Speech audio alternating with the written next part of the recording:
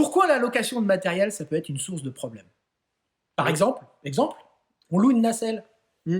Ou un chariot, ou un échafaudage, ou une machine. Bonjour à tous, et à Salut. chacun, on va essayer de répondre rapidement à cette question. Je ne sais pas si vous avez déjà, vous, loué à titre personnel ou pour votre entreprise du matériel chez les grandes ce nom, je ne les citerai pas.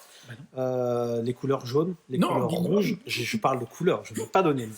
D'ailleurs, je n'ai pas de préférence et nous ne sommes pas payés pour le faire. L'entrée en matière.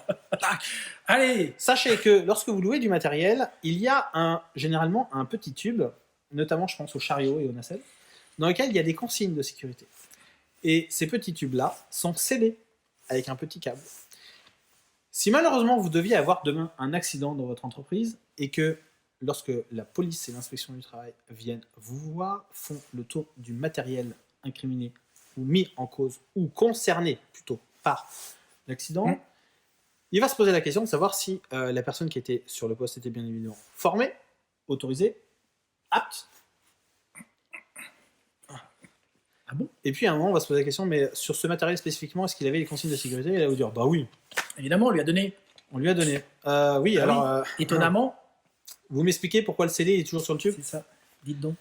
Donc lorsque vous louez du matériel, ou est-ce que vous faites louer du matériel pour vos équipes dans votre organisation, assurez-vous que les consignes de sécurité sont lues au moment où on met la mise en service.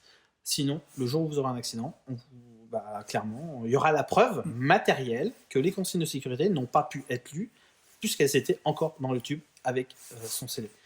Donc au-delà de la question opérationnelle, il y a aussi la question de la preuve. Et ces deux sujets sont extrêmement importants.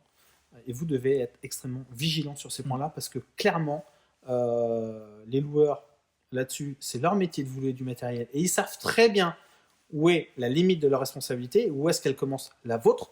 Mais est-ce que vous êtes au clair sur ce sujet-là? Je n'en suis pas certain et je suis quasi certain, pour le coup, que si vous allez voir votre responsable infra ou la personne qui loue du matériel chez vous, vous lui demandez s'il donne les consignes de sécurité et s'il sait où elles sont lorsqu'il loue le matériel et est-ce qu'il s'assure que les collaborateurs les ont eus.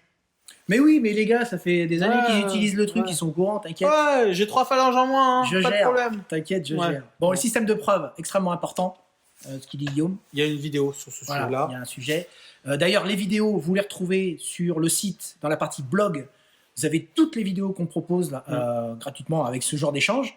Donc, piochez dedans, n'hésitez pas, il y a les titres, normalement, ça vous oriente. Il y a également l'ensemble des solutions qu'on propose, sur lesquelles on peut contribuer fortement à vous aider.